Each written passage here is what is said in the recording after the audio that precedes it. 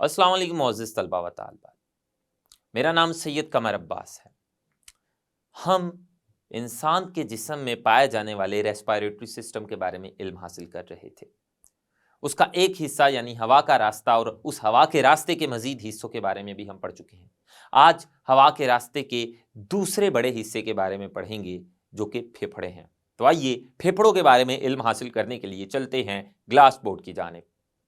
आज हम respiratory system के दूसरे हिस्से के बारे में पढ़ेंगे जो कि फेफड़े हैं। रेस्पिरेटरी सिस्टम का पहला हिस्सा था हवा का रास्ता। गुज़िश्ता लेक्चर में हमने हवा के रास्ते को मुकम्मल किया। हमने उसके तमाम हिस्सों के बारे में तफसील से पढ़ा। हवा के रास्ते का जो दूसरा हिस्सा है वो फेफड़े हैं। आज हम फेफड़ों की तफसील पढ़ेंगे। फेफड़े क्या हैं?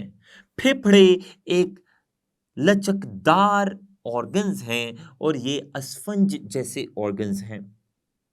तो फेफड़ों के बारे में हम लिखते हैं कि फेफड़े होते क्या हैं। ये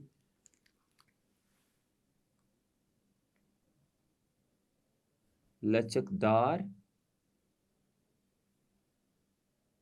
ऑर्गन्स हैं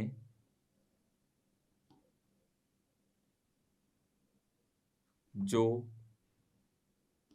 स्पंज जैसे होते हैं। स्पंज बहुत ही एक नरम मादा होता है, तो ये बिल्कुल स्पंज जैसे होते हैं।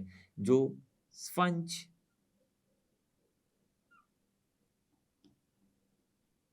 जैसे नरम होते हैं।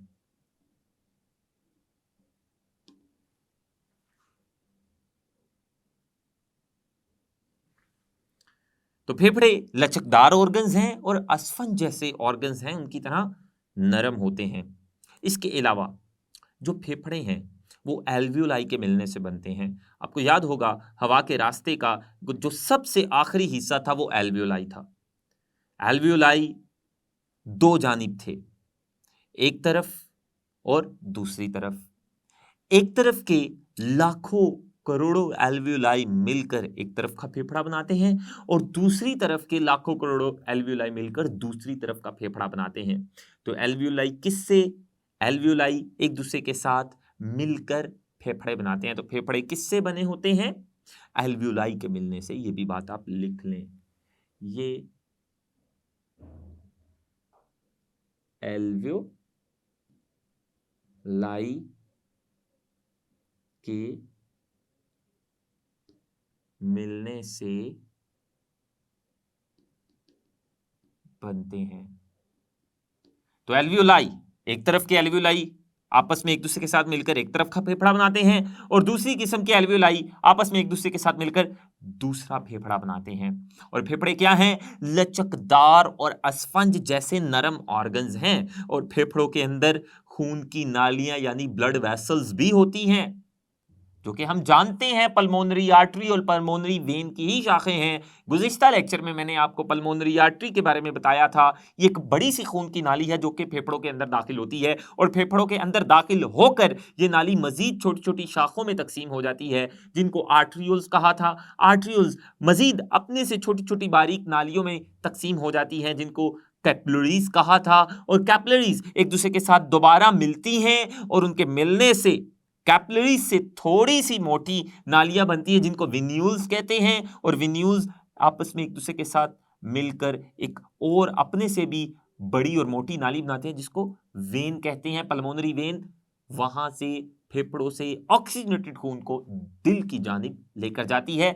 तो पल्मोनरी वेन और पल्मोनरी आर्टरी की शाखें ही फेफड़ों के अंदर मौजूद होती है। तो फेफड़ों के अंदर ब्लड वेसल्स या खून की नालियां भी मौजूद होती हैं, जो फेफड़ों में मौजूद हवा से ऑक्सीजन निकाल लेती हैं और ये नालियां अपने अंदर मौजूद कार्बन डाइऑक्साइड को फेफड़ों में मौजूद हवा को दे देती है और वो हवा कार्बन डाइऑक्साइड लेने के बाद फेफड़ों से बाहर हमारे जिस्म से बाहर निकल जाती है। ये हमने तफसील से कल गुज़िश्ता लेक्चर में पढ़ा था। तो फेफड़े ये एल्वियोलाई से बने होते हैं और ये लचकदार भी हैं और स्पंज जैसे नरम हैं और इनमें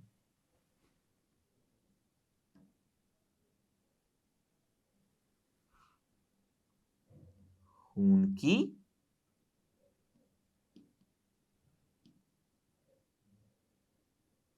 भी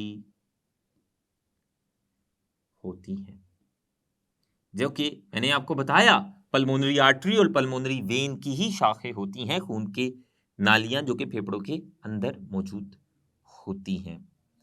अब ये जो फेफड़े हैं ये पाए कहाँ जाते हैं? फेफड़े हमारे सीने यानी थोरैक्स के खला में मौजूद होते हैं। खला कहते हैं खाली जगह को। तो हमारे सीने या हमारे थोरैक्स में, सीने को ही थोरैक्स कहा जाता है, हमारे सीने या थोरैक्स में जो खला है उस खला में फेफड़े मौजूद हैं। हमारे सीने में 2 फेफड़े मौजूद हैं।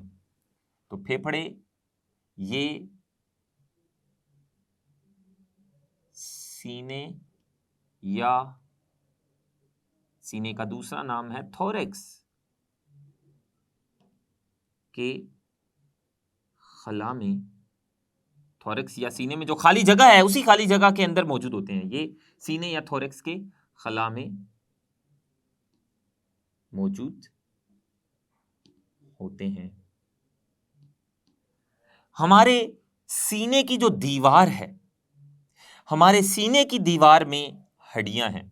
अगर आप सीने की दीवार पर हाथ लगाएं तो ये दीवार आपको काफी सख्त महसूस होगी। वो इसलिए क्योंकि सीने की दीवार में हड्डियां मौजूद हैं, और सीने की दीवार में पाए जाने वाली जो हड्डियां हैं इन्हें पसलियां कहते हैं। और सीने की दीवार में पसलियों के टोटल 12 जोड़े हैं, यानी टोटल 24 पसलियां हैं हमारे सीने में। सीने की दीवार में मौजूद हड्डियों को पसलियां कहते हैं। इसके अलावा सीने में इन पसलियों के साथ साथ मसल्स भी हैं, गोश्त भी है, और उन मसल्स को जो सीने की दीवार में पसलियों के दरमियान मौजूद होते हैं उन मसल्स को इंटरकोस्टल मसल्स कहते हैं। आपको इंटरकोस्टल मसल्स के बारे में पूछा जा सकता है कि इंटरकोस्टल मसल्स क्या हैं, तो आप बताएंगे ये वाले मसल्स हमारे सीने में पसलियों के दरमियान मौजूद होते हैं। तो आइए पसलियों और इंटरकोस्टल मसल्स के बारे में लिख लेते हैं।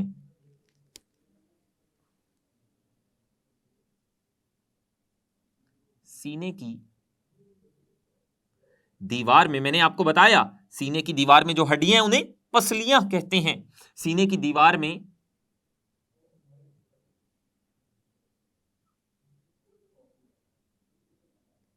पसलियों के 12 जोड़े मौजूद हैं,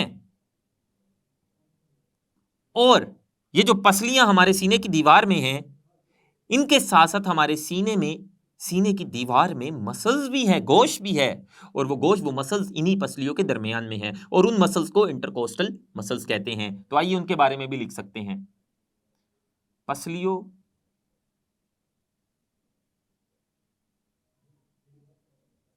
के दरमियान ये जो 12 जोड़े हैं पसलियों के, इनके दरमियान मौजूद ये मसल्स पसलियों से ही जुड़े होते हैं। पसलियों के दरमियान मौजूद मसल्स को इंटरकोस्टल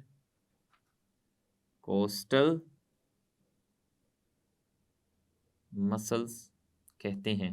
ये आपसे मुख्तसर सवाल के तौर पर पूछा जा सकता है, और ये बहुत अहम मुख्तसर सवाल है कि इंटरकोस्टल मसल्स क्या होते हैं। आप बताएंगे कि इंटरकोस्टल मसल्स हमारे सीने में होते हैं और ये पसलियों के साथ जुड़े होते हैं, उनके दरमियान में मौजूद होते हैं। तो ये हमने पसलियों और इंटरकोस्टल मसल्स के बारे में पढ़ा। जो फेफड़ा है हमारे जिस्म में, हमारे सीने में, सीने की खला में 2 फेफड़े होते हैं।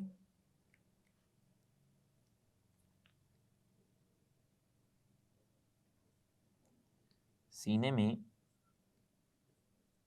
2 फेफड़े मौजूद होते हैं।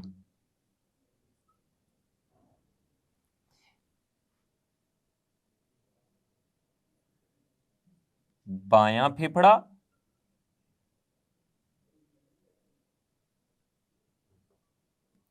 और एक होता है दायां फेफड़ा, दोनों अतराफ पर, एक बाईं तरफ और एक दाईं तरफ।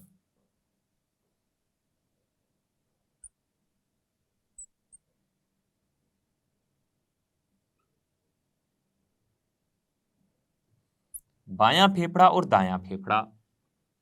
तो जो बायां फेफड़ा है ये छोटा होता है, ये निस्बतन दाएं फेफड़े से छोटा होता है, जबकि दायां फेफड़ा निस्बतन बाएं फेफड़े से बड़ा होता है। तो जो हमारे जिस्म में दो फेफड़े हैं, दोनों जिसामत में एक जैसे नहीं हैं।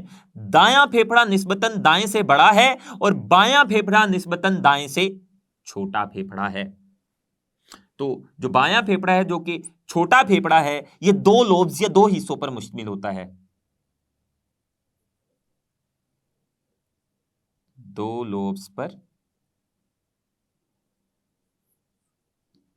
मुश्तमिल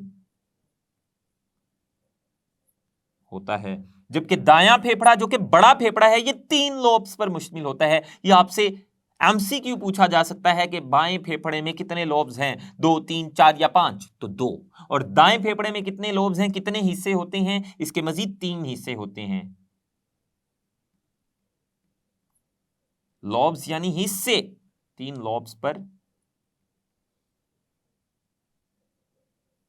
लॉब्स कहते हैं हिस्सों को, 3 लॉब्स पर मुश्तमिल होता है। तो ये हमने बायां और दायां फेफड़ा दोनों के बारे में जाना कि कौन सा फेफड़ा बड़ा है, कौन सा छोटा है और किस में कितने हिस्से या लॉब्स मौजूद होते हैं। इसके अलावा जो हमारे फेफड़े हैं, हमारे फेफड़ों का फेल या काम क्या है? गैसों का तबादला। आप जानते हैं कि फेफड़े एल्वियोलाई के मिलने से बनते हैं और एल्वियोलाई हवा की थैलियां हैं और इन्हीं की सतहों से हवा और खून के दरमियान गैसों का तबादला होता है। एल्वियोलाई की सतह से ही हवा में मौजूद ऑक्सीजन इस सतह से गुजरकर खून में चली जाती है और खून में मौजूद कार्बन डाइऑक्साइड एल्वियोलाई की सतह से गुजरकर एल्वियोलाई में मौजूद हवा में आ जाती है। तो एल्वियोलाई जो कि गैसों का तबादला करते हैं, उन्हीं के मिलने से फेफड़े बनते हैं और फेफड़ों का फेल भी क्या हुआ? गैसों का तबादला। तो फेफड़ों का फेल क्या है? गैसों का तबादला। इनका फेल हमारे जिस्म में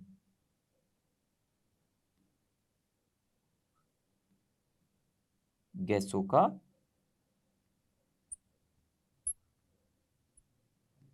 तबादला है।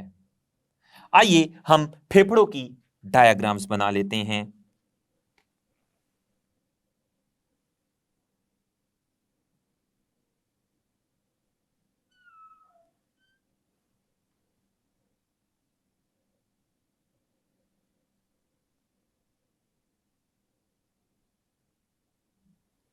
ये फेफड़े हैं, दो फेफड़े हैं, एक बायां और एक दायां।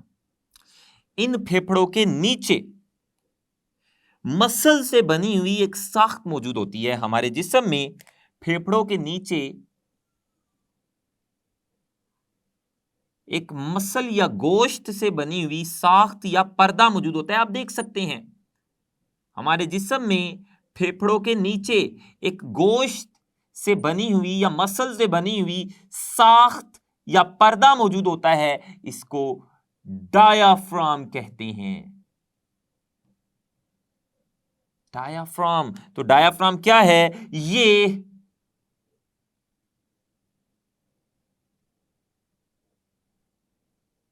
मसल से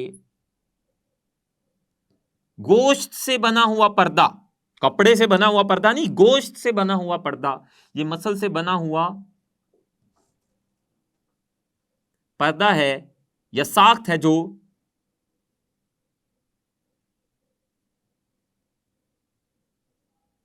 फेफड़ों के नीचे मौजूद होता है।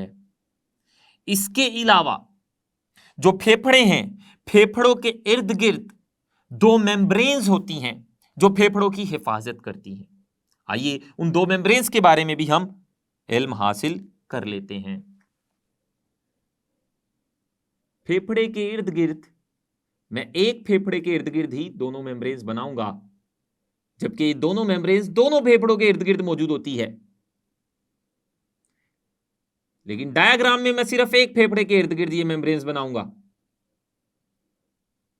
आप देख सकते हैं ये एक मेम्ब्रेन और ये इसकी बैरूनी तरफ दूसरी मेम्ब्रेन। तो दोनों फेफड़ों के इर्द गिर्द दो मेम्ब्रेन्स होती हैं। ये जो फेफड़ों के इर्द गिर्द पाए जाने वाली मेम्ब्रेन्स हैं, जिन्होंने फेफड़ों को घेरा हुआ है, इन्हें कहते हैं पल्यूरल मेम्ब्रेन्स। चूंकि ये दो मेम्ब्रेन्स हैं, एक बैरूनी तरफ है और एक अंदरूनी तरफ है, इसलिए बाहर वाली मेम्ब्रेन को बैरूनी पल्यूरल मेम्ब्रेन कहेंगे और अंदर वाली मेम्ब्रेन को अंदरूनी पल्यूरल मेम्ब्रेन कहेंगे। ये जो बाहर वाली तरफ मेम्ब्रेन है, इसे कहेंगे